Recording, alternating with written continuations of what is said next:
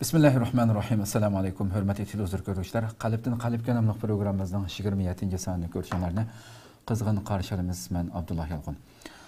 Qadirli görürmələrimiz, həmmənləğə məlum bolğandak bu mübarək ay kirgəndən bu yan hər günü məşu saatda huzurunlarda buluyatımız. Mana həşbəş tügücə bu uluq ayının ən axırqı günlərdə oturubduq. Rabbim inşallah bu ayının fəziletidən tigişlik nesibimizni elib mağfiret kılınğan Rabbi dergahida qabul kılınğan Rabbi yaxşı görgən, yani Pərverdigarının razılıqına erişkən şu baxtlik müminlərin qatarıga, şularning tizimliklərə, şu baxtlik müminlərin qatarıga kirib bu Ramazan bilan xoş düşüşni hər birimizə müyəssər qılsın.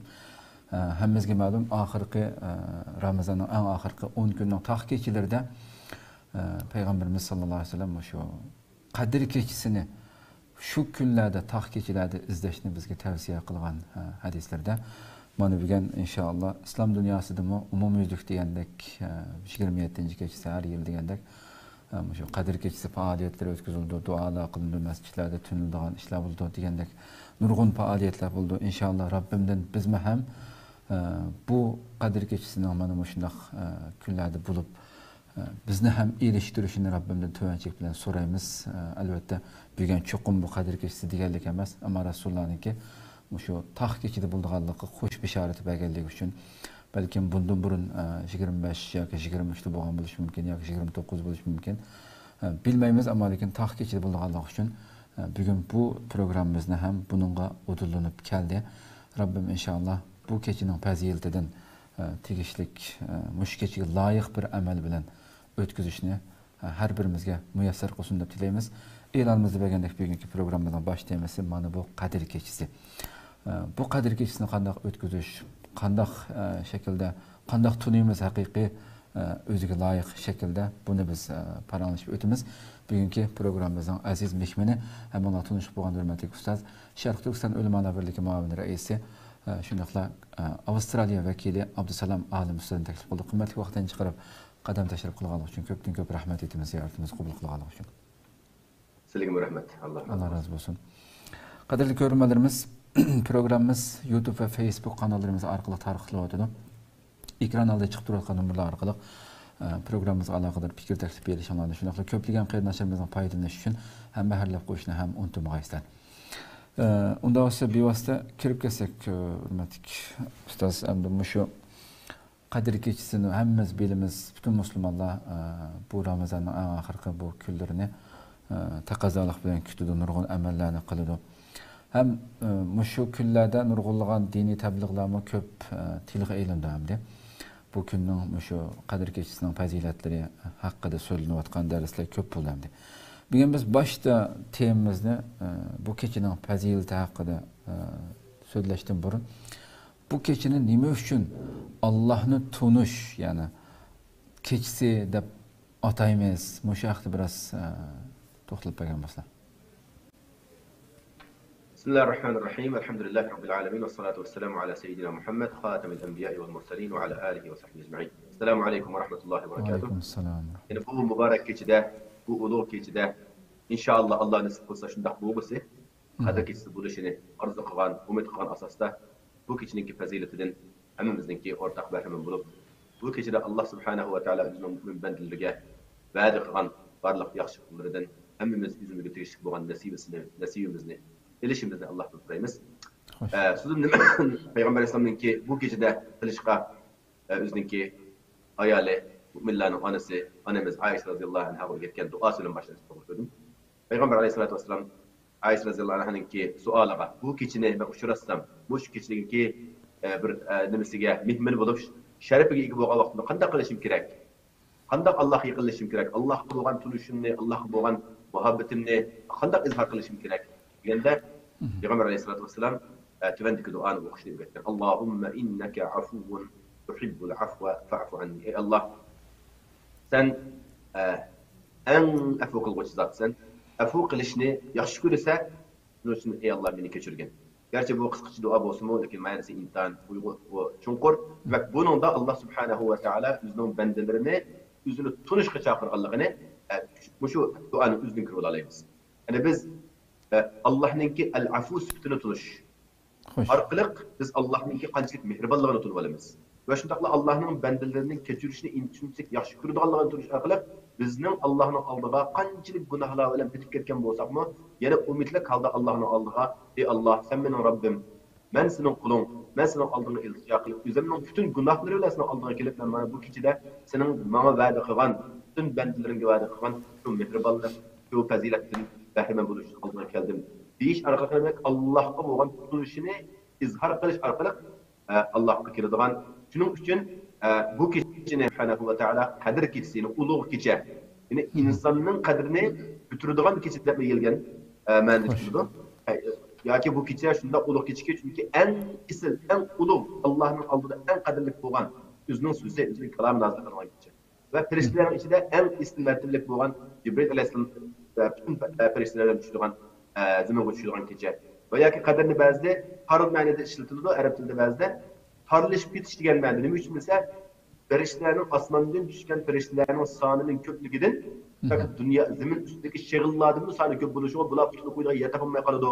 Shundaq tarib ketadi zamin bularga degan mazmunda. Demak, bu sharaf va inson o'zining qadrini, o'zining sharafini topadigan va shu orqali Allohning dargohida o'zini yaxshilar qatorida o'ziga bir o'rin hosil qiladigan shundaq bo'ladi. Endi bu tunish masalasiga kelsak, albatta Allah subhanahu va taologa hamma mu'min men iymon etdim deydi. Men shahodat etdim deydi. Namoz o'qiyman deydi. Ro'za tutaman deydi. Ammo sen haqiqiy Allohni tunidingmi degan savol kelgan vaqtida nurg'un adlar tunidim deb da'vo qiladi, lekin qandoq tuniganligini va shuning uchun qanchalik tirishchanlik ko'rsatganligini o'zi ifodalab bermaydi. Masalan, Allah subhanahu va taolo tunish uchunmi nurg'un inson aql ishlatish kerak, o'rganish kerak, Alloh haqida bilish kerak. Mesela Allah subhanahu va taolo o'zini tunutish uchun bizlarga o'zining go'zal sifatlarini Allah subhanahu va taolo bizga inom qilgan. Meni shu sifatlarim orqali, shu ismlarim, go'zal ismlarim orqali meni tuninglar degan. Masalan, qanchalik Allohning ismi bilan voqif. Yodlab qo'yganlar, yodlab undan ma'lum yoki 99 ning hamma yodag'an bo'lishi mumkin. Yoki uning ma'lum qilgan har bir ismning ustida to'xtalgan vaqtida biz shu orqali Allah subhanahu va taoloni qanday tuniymiz. Qanday Allah subhanahu va taoloni bo'lgan muhabbatimizni qanday oshiramiz. Mesela Allah Qur'oni Karimda Allohni tunish haqida buyruq qildi. Fa'lam annahu la ilaha illalloh. Faqra emas, o'qib qo'y emas. Ügen, yani bilim elish, buni alayda chiqarib o'rganish. Endi bu o'rganish bir qatimlab o'qib bir kitobni varaqlab yoki Qur'onni bir oyat o'qib qo'yish emas, bu davom qiladigan. Ha hayotning oxirigacha bu xuddi bir dengizning ichida sen ketayotgandek, bu tigi yo'q bir dengizda ketayotgandek, buni qancha o'rgangan sari, qancha bilgan sari seni Allah subhanahu va taolo qo'ygan tunishing taraqqiy qiladi. Bu tunish bilan Allah subhanahu va taoloninki qadrini qadrlashiga, Allohning ismini qadrlashiga erisha olaysan. Bu tunishda masalan biz aqllisi bir odam o'qib bir doktorlik unvoniga erishish uchun qancha yil o'qiydi? 25-30 yil o'qib keldi. Faqat shu doktor degan bir so'zga erishish uchun, bir unvonga erishish uchun. Ana biz buni o'zimiz istab qo'yaylik, biz Allah bizni haqiqiy qul qilib yaratdi. Qul. Ham shu qul Allohning oldida qul bo'lishning o'zi bu necha qatim olgan doktorlikni eshib ko'rdi. Turishda bo'lsa qulchilik deganda qilingan bilan Allohga to'g'ri qul bo'ladigan vaqtida inson o'zining qadrini topa oladi. Demak bu chunki shu orqali o'zini Robbini tunuydi. Robbini tunigan vaqtida undan o Robbiga itoat qilishda, uning buyruqlarini ijro qilishda, bo'sh vaqtlar bo'lsin, qiyin vaqtlar bo'lsin, hech ikkilanmasdan, hech qachon buni qilaymi, qilmaymi deb o'ziga savol qilmasdan, shak qilmasdan atnadigan gap. Allohni haqiqiy tunib bo'lgan vaqtida insonga hech qanday qiyinchilik tuyulmaydi. Payg'ambar alayhisolatu vassalam haqiqiy Allohni eng yaxshi tunigan va boshqalarga eng yaxshi tunutgan Allohning eng suyumli bandasi Payg'ambar alayhisolatu vassalam bu haqiqat uning qalbiga, Allohning tunish qalbiga o'rnab bo'lgan, qanday bo'lgan, butun dushman unga kelib har xil besimlarni qilgan. Uning hech qanday besim Payg'ambar alayhisolamni bir minutmi o'ziniki maydonidan ojizlashtirib qo'ymagan. Har xil yo'llar bilan Payg'ambar alayhisolamni aldash yuzidan sen bizning ma'lum bizning degan gapimizni kelpagin, biz seni qalamun birimiz. Mal dunyo seni hammadan boy qilib o'tayli, o'qib biz seni podshoh qilayli. Degan o'xshab nurg'un ta'kidlarni bergan vaqtida Payg'ambar alayhisolam degan sizlar hali u gaplarga mening o'ng qo'limga kunni, so'l qo'limga oyni bersanglarmi, men o'zimning bu maydondan chekinmayman. Yoki shu maydonim bilan menga o'zim orzu qilgan shu g'oyam yetma, yoki shu yo'lda halok bo'lib ketishga men tayyor degan. Demak bu nima desa bu tunishning eng yuqori pallasi. Xo'sh. Bu şundaq turgan vaqtda undaki Allah subhanahu va taoloninki buyruqlarga hech qanday odam ojiz his qilmaydi bizni. Xushalliq bilan qilishga bilishdi. Hamda Allohni tunish uchun buni bir shundaq bir misol qo'ysak, bir odam bizni yaxshi ko'rsa, uning ahvolini bilgan siri uning bo'lgan qiziqishi ham oshadi. Shunga buni kilitlar bir taraf bir odam bilan bir odam qadim yaxshi do'stlik ketishini atayin. Bizaki bizden bir yer sefar qilishi mumkin, sorunda bu qilishi mumkin, ilm setim qilishi mumkin. Lekin haqiqiy qarindoshlikka ayrish uchun bular bir-birini yaxshi bilish kerak. Xo'sh. Hiçbir tashqi sirlarini bir-birini yushirmagan, bir-biriga hamma narsani deyilgan, yaxshi xushalliq va g'amkinlikni hammasini o'tirib qo'yalgan vaqtda undaki bular haqiqat mana sadiqun habib masa arab tilida nayati bir-biriga eng suydigan. Hani bu şundaq bir şekilde dost buluş için jarayan keladi. Allah subhanahu wa taala bizning Rabbimiz, şu Rabbimizni to'g'ri tunish uchun bizga hem vaqt, hem kuch, hem izdinish, ilm ilish orqali buni izdinish bo'lmasa Allah subhanahu wa taolaninki hukmlarini biladigan odamlar nayt ko'p. Ba'zi hattoki mustashriqlar, sharqshunoslar Müslüman bo'lmaganlarmi din ustida tadqiq qilib berib, ba'zi diniy olimlarning jiqroq ma'lumotlarga ega bo'lganlar bor. Professor bo'lib ketganlar bor. Lekin ular Allohni tunimagan. Kitaplarni yozgan, nurg'un dam chiqarib etgan. Lekin bular Allohga bo'lgan tunish bo'lmagan. Nima bo'lgan desa faqat ma'lumot hosil qilgan, ma'lumot to'plagan bular. Unda bo'lganki, bularning qalbida Allohni tunish bo'lgan nur ularning qalbida yo'q, iymon yo'q, islom yo'q, shunga hidoyat ustida emas. Xo'sh. Shunga bu yerda masala nima deganda Allohni to'g'ri tunish degan bu muhim nuqta shunga. Shuni asos qilish kerak. Shunga bu qadar kechsimi bizni Alloh subhanahu va taolo tunishqa yana bir bizga fursat yaratib bergan bir kecha. Shunga bu kechada musulmonlar bizning shu kechasini amal ibodatda o'tkazadi. Bu kechani alohida qimmatli biladi. Shunga payg'ambar alayhisolatu vassalam Allohni eng yaxshi tunigan zot. Shunga shu qadr kechasi uchun yana alohida kuch chiqaradi. Chunki bu kechada Alloh o'zini tunutadigan kecha. O'zining qudratini tunutadigan kecha. Farishtalarni zaminga tushirish orqali va shu bir yilda bo'ladigan butun ishlarni, yuz beradigan hodisalarning hukmlarini chiqarish orqali Alloh subhanahu va taolo o'zini tunutadi. Biz bu narsani tushungan vaqtimizda qahmo, mening Robbim nima degan qudratli. Mening Robbim hammani kontrol qilib turuvchi degan nuqtadan biz Alloh subhanahu va taolo yaxshi tunuymiz va tunishga erishimiz. To'g'ri. Haqiqatan deganlardek, ya'ni bu Qur'on nazil qilingan inna anzalnahu fi laylatil qadr.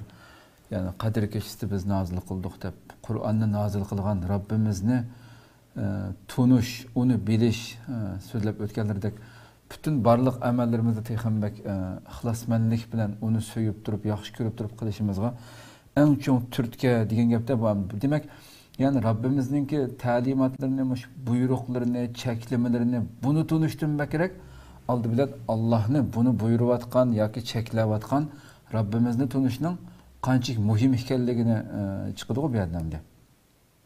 Albatta shundoq. Albatta biz shu bayam degandek Robbimizni to'g'ri tunamay turib Allohning buyruqlariga kelgan vaqtda ojizlab qolamiz. Ammo Robbimizni yaxshi tunigan vaqtida Allohning buyurgan narsalari bizga huzur elib keladi. Xo'sh. Allohni haqiqiy tunigan odam uchun namoz bir huzur, roza bir huzur, Allah yolu iznin pullarını sarf kılış bu bir huzur. Hac kılış bu bir huzur. Allah yolu cihat kılıp hatta sıkıntını Allah yolunda sarf kılış bu bir huzur. Bunu biliş gerek. Bu dep kuyruğalı yapıyoruz. Şuna bunu bilgüçüler bilen bilgüçlerinki bilip emel kıllar bilen Allah'ın tunup emel kıllar bilen tunumay Allah'ın tunumay böyle ki doğrapla ya ki ben atam şundan uygutup diken benim halkım uçtak adetini yaptıkken diken ma şekilde kalan emel ibadetinin naçı çok farkı var. Şuna birisine abid ibadet kılıç olsa yine birisi alim bilgüçü. Bunun farkı ne? Peygamber Aleyhisselatü Vesselam aytgan bir alimninki şeytanga bo'lgan nimasi, şeytanninki üstüge bo'ladigan kuchi min abiddan min ibodat qilishni kuchli bo'ladi degan. Bir faqih yoki alim yani dinni tushunib turib, yani Robbini tushunib turib, buni chiqqan odamni shayton aldanmaydi. Min abidni, min ibodat qilishni shayton aldatishi mumkin. Vasvasa qilish orqali. Ba'zi narsalarni targ'ib qilish orqali yoki din nomidan uni bid'atlarga ilib berish orqali boshqa shakllar, ammo bir abid uchun mumkin emas. Şuna Abdülkadir Jilani rahmetullahi aleyhi'ninki hakkında bir rivayet var. Bu bir keçide şunda evvel ibadet üstüde nafil namazlarını okuvasa tuyuksuz aldığı taraftan bu karanlık keçide ibadet kılırken tuyuksuz aldığın bir aşı tam yerilip eşilgandek bulup şeyden bir taht kürüngen bununla. İnek kürenmegen bir avaz gelgen. Ey Abdülkadir sen hakikaten meni hoş kılda ibadet kıvettin. Ben sana Rabbim degende şunday şekilde. Abdülkadir Jilani ey şeytan iblis sen beni aldıma. Deb cevap bergen. Sen bunun menin sen nima bu shunday gap qilsa degancha Abdülkadir Jilani rahmetullahi bergen cevabida çünkü birincisi Allah'ni ko'rish imkoniyati yo'q. Sen bunu aldamchilik qilyapsan. Yo'qol ko'zimdan Allohning la'nati bo'lsin sana degan.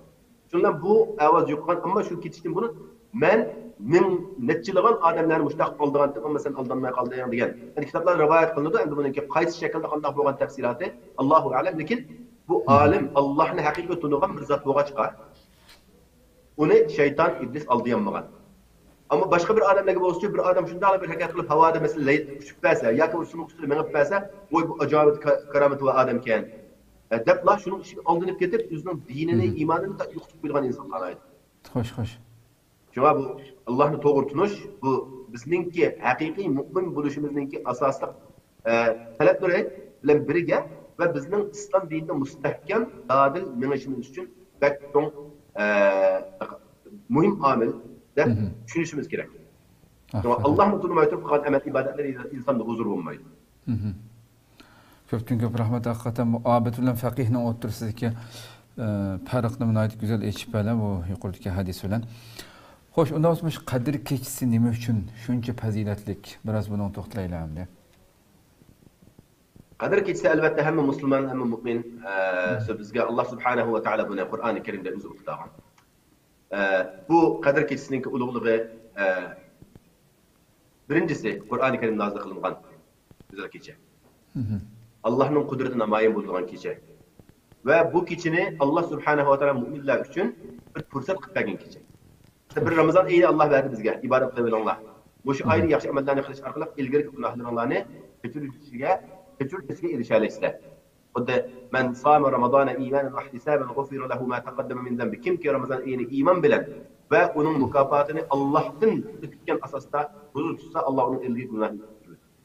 Va shuni o'qigan hadisda man qama laylatal qadr imanan va ihtisaban g'ufira lahu ma taqaddama. Kimki qadr kechasini ana shundaq niyat bilan, iymon bilan Allohdan mukofotini kutgan asosda qilsa, uning gunohlari. Endi demak bir odam bir nimada Ramazon oyida balkim loyiqida amal qilinmasligi mumkin.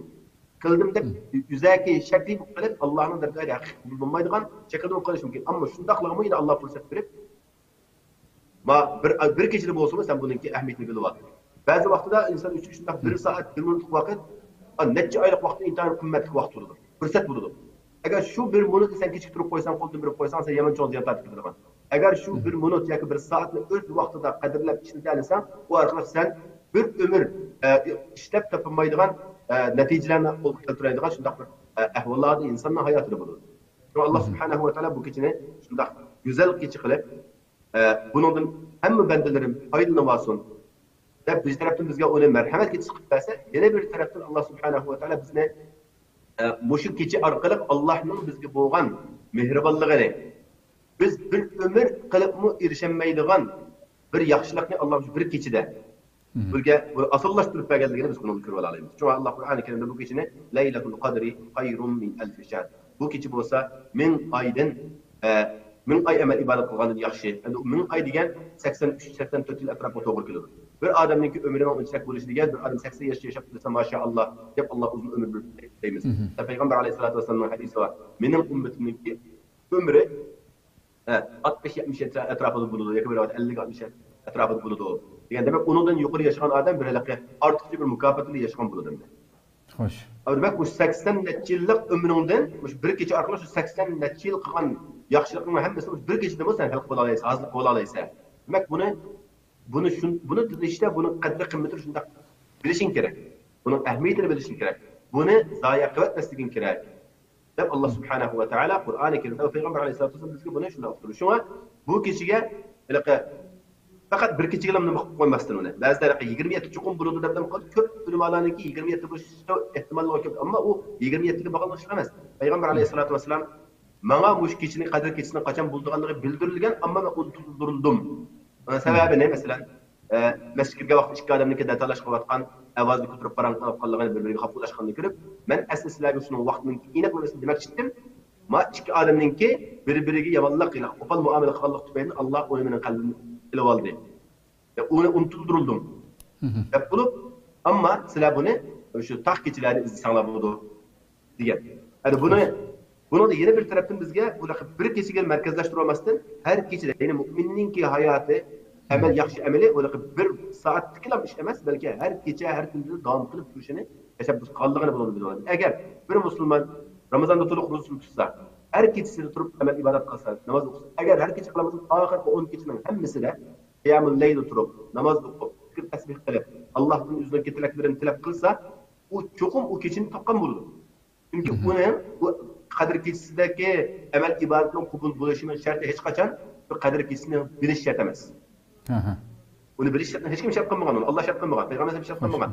Onun faqat amal ibodat qilsa, onun agar udullaştırıp qo'yguchi Allah. Ammo ma'lum insonlarga ma'lum uninki alomatlarininki bilinishi Alloh subhanahu va taoloning marhamatlari uni agar bo'lsa bildirilsa, alhamdulillah. Uni bo'lishdan ilgirki alomatlari aniq emas hadislardami? Ammo u kecha yutib bo'lgandan keyin ertasiga kunda kundan chiqqan vaqtda u kunninki nimasi farqli nimasi bo'lmaydi.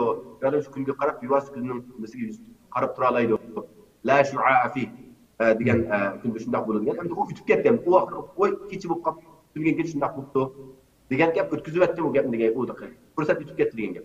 Ammo shuning oldida uni kutmay har kechini yaxshi planlab, uni da vaqtimizni va Allah subhanahu va taologa ibodat qilish, qulchilik qilish, duo tilaklarni o'tkazsak, albatta buningki marhamatlaridan cho'qim %100 o'zimizning nasibasini olgan bo'lamiz. Xo'sh, hamda bu qadr kechasida qilinadigan ma'lum maxsus bekitilgan ibodatlar, amallar bormi yoki butunlay ichitilgan bo'lmaslar? Bu o'cha har bir odamning o'zining ixtiyoriga boqadigan ish. Bunlarda maxsus mana ishda qiladigan narsa yo'q. Ammo faqat shu bir duoda, shu haqda duo bor, payg'ambarimiz darsini boshlab boshladik. Xo'sh. Payg'ambar alayhisolatu vasallamga Aisha roziyallohu anha so'ragan savoliga Allohumma innaka afuwun tuhibbul afwa fa'fu anni. Bu duoni ko'p aytishni deb tashabbus qilib o'rgatgan. Ammo onun sirtlaridan namoz o'qisin, nafl namozlarni o'qisin. Shu kechalari imkon bor, masalan, Alloh yo'lida sadaqalarni qilsin, zakat bersin, Qur'on o'qisin, zikr tasbih etsin. Ve en muhimi yüzügil emas. Bu keçini yaxshi tunugan adam bir aile başta bo'luvchi o'zining ailesini, ballarını hemmini qo'yib bu keçilarda amal ibodatga boshqalarni mı chaqirish. Xuddi payg'ambar alayhisolatu vasallamningki hayotida oxirgi 10 kecha, 10 kun boshlangan vaqtida payg'ambar alayhisolam oxirgi 10 kunga yetgan vaqtda o'zining ballig'ini ching'atdi. Ya bizde bağlı yengini türüp meydana kirip doğdu degan o'zini bir alohida unga ahamiyat bergan, mustahkam bo'lganligini ifodasi.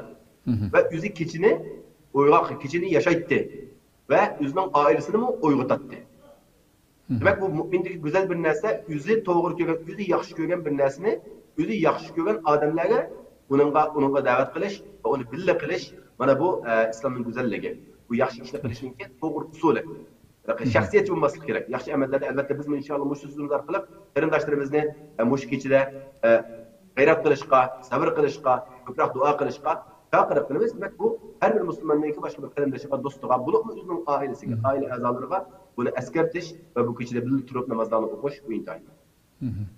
Demak buning alohida ma amallarni qilsa, mundaq namoz o'qisa deydigan undaq sahih hadislarda undaq narsalar yo'q.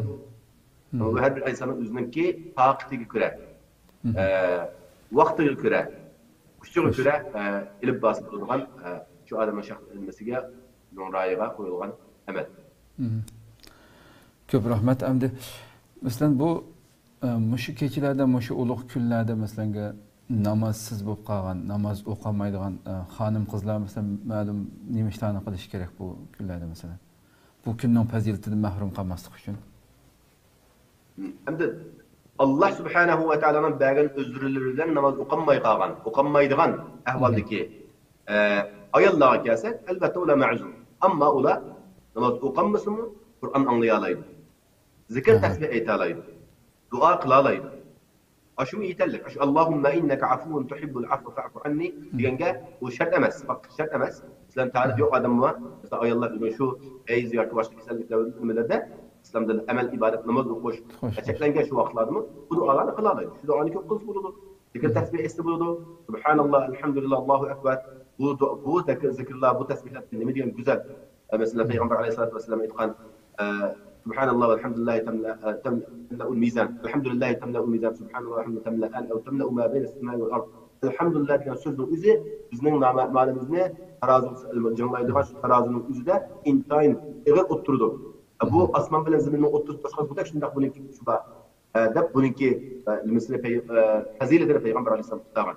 O bunu sal qaramaslik kerak. Dilimizni mushki ichida boshqa imkoniyatimiz bo'lmasa-mu, shu Alloh subhanahu va taoloni aslash, zikr aytish, duolar bilan tilimizni joriy qildirish. Mana bu qiladigan ish. Agar o'zimiz qilmasak, birisi mesela Qur'on o'qigan bo'lsa, Qur'on anglash yoki bo'lmasa tafsir. Masalan, tafsir o'qish, mazmunlarini tushunish. Chunki Qur'onni o'qishdan maqsad tushunib o'qish bilan tushunmay o'qigandan keyin cho'ng farqi bor. Mesela bir adam Ramazan'da bir Kur'an'ı tamam kıldı. Allah onun işine layık acır verir. Ama bir adam bir günde bir par okuyanı olsa bir günde bir saat okup şunun ma'nolarini düşünüp, şununki mazmunlarga diqqat qilib, Allah zaten mendan bu ayet kerimeler nimani talab qilyapti degan bu nuqtalarni o'zining asliga ilmis qilib. Qur'oni Karimda Allah aytganda tadabburul Qur'an afala yatadabbaruna Qur'an. Qur'on uslubida o'ylanmamdi, tadabbur yurgizmamdi, tafakkur yurgizmaydi degan nuqta bilan xuddi mana hozir Allah so'zlayapti. Bundaki şu ayet kerimelerde deyilgen nimelerni üzüne tatbiqlab turib.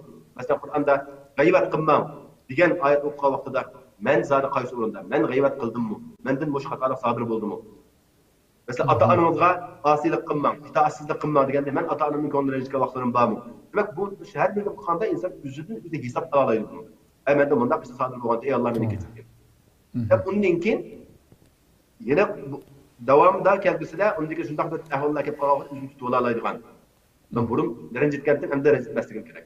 Burun xato gaplarni qilatdim, yolg'on aytatdim, g'aybatlarni qilatdim, hamda buni qilmaychi deb inson shu tadabburni o'qigan vaqtida tafakkur qilib, bilib o'qigan vaqtida inson shunday o'zga noyat cho'ng saboqlarni ola oladi. Undagi o'zining hayotini bir to'g'ri o'lchamiga, islom dinining o'lchamiga, axloq o'lchamiga tatbiqlay oladigan bo'ladi. Mana shu bir oyatning mazmunida tafsirini o'tirib shuni o'qib vaqt o'tkazsam, bu cho'ng ibodat. Ba'zida hattoki namoz o'qib qilgan ibodatdan, eg'izida Qur'on o'qib tasbih etib o'tgan ibodatdan ba'zi inson o'tirib jim o'tirib tafakkur qilish orqali qilgan ibodatni ba'zi uni nisbatan ishlar. Allohning qudrati ustida tafakkur qilish, Allohning unga bergan hidoyati ustida tafakkur qilish va shunga shukr aytish. Bu til bilan emas, harakat bilan emas, jim o'tirib xiyol bilan bo'lgan ibodatda Alloh buni Qur'oni Karimda alohida qilgan. Ve yetefekkerûne fî halqis semâvâti vel ard. Allah'ınki yaratgan mahluklarını ve şu kainatını üstüne nazar qilib, şunun üstüne tefekkür qilish uzun bir ibadet. Demek ki benim taharetim yok ya qilamadim, bitirmaydim deb o'zini nima qilmaslik kerak. Herkesin narahatlik, uni yerim bo'lmasligi kerak. Qilaman desa, bir qilmasa yana uning o'rniga nurg'un qila oladigan nurg'un go'zal ibodatlar bor nurg'un fursat. Abay siz tilg'ilib o'tgan eng tavsiya qilingan Allahumma innaka afuvun tuhibbul afwa fa'fu anni. Mushu duanın Arapçasını qılamaydiganlar üçün Uyg'urchasini bir deb bergan bo'lsa. Uyg'urchasini. Ey Allah, sen en afv qiluvchi. Yani afv qilishda, kechirishda sen en yüksek zatsan ve kechirishni yaxshi ko'rasan. Bibbul afv, kechirishni yaxshi ko'rasan. Ey Allah meni kechir. Demek bu hamda qaysi tilda buni biz Arapça degandan menimcha bo'lganda o'zdan bilgan tushunib turgan tili bilan islam taxim yaxshi. Demek bunga Allohninki rahmatini, Allohning mag'firat qila oladiganligini, Allohninki har qanday gunoh qilishdan qat'iy nazar biz haqiqatan Alloh tarafga qilsak, Alloh bizning oldimizga keladiganligini. Biz mushuni o'zimizning kallasiga markazlashtirib turib, Alloh qalbimiz bilan ixlosimiz bilan duo qilsak, Alloh bizni kechiradi. Bu yerda bir qisqacha bir vaqalikni aytgim keldi. Bir rivoyatlarda hamda uning sahihligi haqida izlab yaxshiroq ko'rsak bo'ldi. Men bu yaqinda bir ang'alligim uchun buni suyundim bundan. Peygamber Aleyhisselam davrida Peygamber Aleyhisselam Kabe'nin yanında tursa bir adamninki bu yerda Kabe'nin aldığı kelib turib ya Rabbi ya Kerim ya Rabbi ya Kerim deb shu so'zni ya ey Allah ey Rabbim ey karamlik zot degan so'zni takror qilib anglab qilib Peygamber Aleyhisselam shu bu odam yeniga kelib diqqat qilib qoladi ekan. Shuni bilan bu odam shuni shundan boshqa so'zni demagan ya Rabbi ya Kerim. Peygamber Aleyhisselam bunu birleşip arkasında turib ya Rabbi ya Kerim deb Peygamber Aleyhisselam onu ergishib ketgan. Tuyuqsiz bu odam keyinda birisini pishirlayotganini anglab bu yerdan astroq u yoqqa yutib ketgan. Yani boshqa yerga. Peygamber Aleyhisselam yine ergishib kelib uning keyinda yana turib, yana shu so'zni davom qilgan tang turib, shunda Peygamber bu odam biroz yaram bo'lib darhol qaragan. Peygamber Aleyhisselam ko'rgan emas ekan vaqtida. Shuni bilan Hop, men açığım kelib qaragandim, qarasam sizning chiroyingizda bir xil illiqlik, go'zallik turadi. Siz undaqlik yomon niyatli odamdek turmaysiz chiroyingizdan. Bu nima qilganingiz? Yani sen bu duoni ish qilyapsansiz, men Allohdan men o'zining payg'ambar bilan ko'rishishimni orzu qilib Allohdan so'rayotdim deganda, Alloh duoyimni ijobat qilmadi, men Allohning payg'ambari yana turibdim emasmi? Yani bu qattiq hissiyat kelib kelib, shunday payg'ambarni quchoqlab, suyib qo'llariga boshliq suyib ketgan payg'ambar meni unda qilma. Padişahlığa muamele qandak muamele qilma. Men Allohning payg'ambari, Allohning payg'ambari. Degan. Shunda shu jarayonda Jibril alayhisalom tushdi deydi. Payg'ambar kelib, Allohning salomini yetkazgandan keyin bu odamning haqida bu odam shundoq Allohning tilgan tilida, lekin shundoqmi Alloh bunini cho'qim hisob oladiganligini Alloh dedi. Har bir qilgan Alloh uning inom qilgan butun ne'matlarini Alloh hisob oladi ekan. Deganki payg'ambar alayhisalom bu odamga shuni aytgan. Sendan Alloh mushtaq hisob oladi ekan deganda, unda bo'lsa men Allohni hisob olaman degan. Payg'ambar alayhisalom bu qanday gap, qanday Alloh hisob olsa? Bu degan bir bendan deydigan gap deganda, haq men olaman degan. Qanday olsa deganda, Allah agar mening gunohlarim ustida sen bunda xatoliklarni qilding desa, ey Alloh, sen bu afv egisi emasmi? Kechirish qilganingizdan sutdan emasmi? Sen al-G'afur ar-Rahim emasmi? Sen nima meni kechirmaysan? Deb mujohatni Allohni qistayman, meni kechirishga. Alloh cho'qim meni kechirdi demak, Allohni tunug'anlikning bir ko'rinishini bizga qo'yib berdi. Bu adam Allohning shu muhabbatiga, Allohning rahmatiga qanchalik ishonchli bilan qaraganligini ko'ramizda. Lekin bu behurmatlik emas. Ko'rinishda so'zning ifodasini qo'yilgan bilan, ammo bu haqiqiy Allohga bo'lgan muhabbatni izhor qiladi. O Peygamber Aleyhisselatü Vesselam bundan hayran olmuş. Vakti Cibril'in kayıt düşüp bu Peygamber Aleyhisselam'a bu adamın günahlarını Allah geçirdiğin oldu ve şundakla onu kıyamet günü senin hemrahın kıldı, senin hoşlan oldu bu. Sana en yakın kişilerden buldu kıyamet günü. Cennette senin hoşlan buldu da şundak beni bişaretini vergen. Değil demdi. Demek bu yerde bu adam gerçi bir müç kitaplarını okuyup ya ki alim bu ketken adam emez. Peygamber Aleyhisselam'ın tuncu görüşü.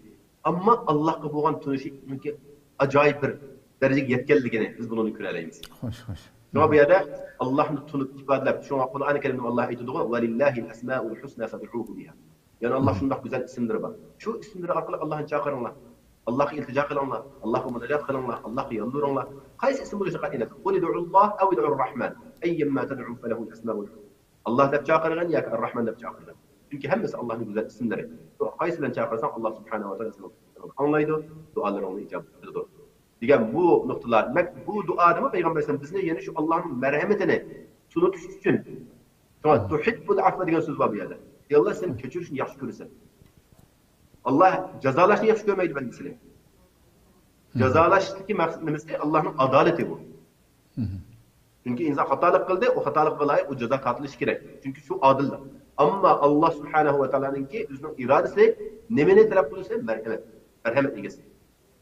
Şuna Allah tarafı qaytgan, tövbe qilgan, günahların keçirişi için haqiqiy qalbidan Allah'tan qaytgan bandalardan Allah Subhanahu ve qanchalik suyundiganligi haqida biz ilgari suhbatlarimizda aytdik. Hali o'zining ulug'ini yo'qotib, hayotini umidini ma'yusini tuyuqsiz o'ziniki hayotiga erishgan odamning qancha xushal bo'lganligi. Buni undan ma'lumotlar xushal bo'lganligi bu hadisda bayon qilindi. To'g'ri. Köpten köp rahmet. Ahirki sualim aslında Kadir Keçisi'nin tapkalıkla malum alameti bağımeti abayısla bağımı diyen sualti. Abay biraz söylep bunun cevabını berip olgan bolla. En ahirda hem de muşundak uluq saatler, minutlarda, günlerde, keçilerde turvatımız bütün halkımızga şu vatandaki barliq ezilgan halkımızga dua qilishi, shularni unutmasligi, bu zalimning vayron bo'lishi uchun ham dua qilishning intayin muhimligi haqida bir og'iz bir tavsiya bilan oxirlashtirsak. Albatta bu haqiqatan intayin muhim kecha. Buningki ismlarning ichida Laylatul Aqdar deyiladi shu. Shu bir yil ichida bo'ladigan, yuz beradigan hodisalarning hammasi bekitiladigan kecha. Fiha yufraqu kullu amrin hakim amran min indina. Ya'ni Duhan surasida bu kechada bütün ishlar bekitiladigan. Rabbimiz Allah Subhanahu ve Teala tarafından bekitiladigan bir buyruq va farishtalarga ular qiladigan ishlarini shu kecha taqsimot qilinadigan. Hatta ki insanlarning kimninki hayoti oyoqlashida, kim o'ladi, kim tug'iladi degandek eng muhim bo'lgan nozik masalalarni shuni bayon qildi. Endi bu hukmlarningki Alloh tarafdan tushishi bu Allohning irodasi o'ziniki. Uni biz o'zgartirmaymiz, ammo Allohning shu qadarlarini o'zgartirgan bir narsa bor. Ikki narsa deydi. Birisi duo. Yana birisi sadaqa. Allohga qilgan sadaqalar. Mushu ikki narsa orqali biz orzu qilgan narsalarimizni Allohdan tilash orqali mesela bu yilni ey Allah bizning qalbimiz qilib bergin. Ey Allah bu yilni bizningki qutulish yilimiz qilib bergin.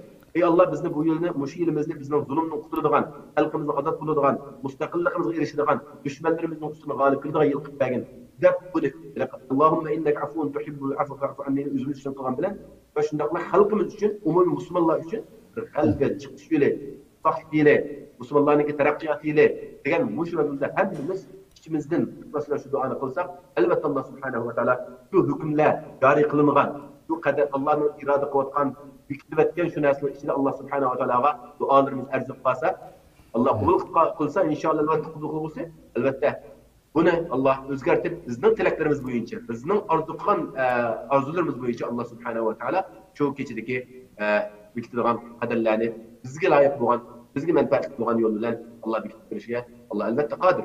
Alloh hech kim nima shundoq qilay Allah degan savolni hech kim qilolmaydi. Alloh hamma narsani qilishda o'z irodasi, bizningki qudrati bilan qiladi.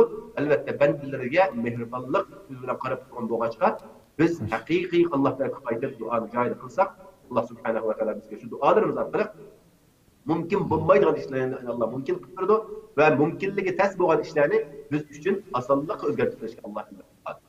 Xo'sh. Ko'pdan ko'p rahmat, Alloh razı olsun. Qimmatli vaqtlarni chiqarib bu ma'lumotni berganliklari uchun rahmat sizlarga. Qadrli ko'ruvchilarimiz, shunday qilib bugungi 27-sonimiz mushada oxirlashdi. Rabbim yuqorida so'zlab o'tilgandek bu muborak kechining fazilatidan bizni mahrum qilmasin. Duolarimizni, barliq tilaklarimizni ijobat qilib bersin deb tilaymiz.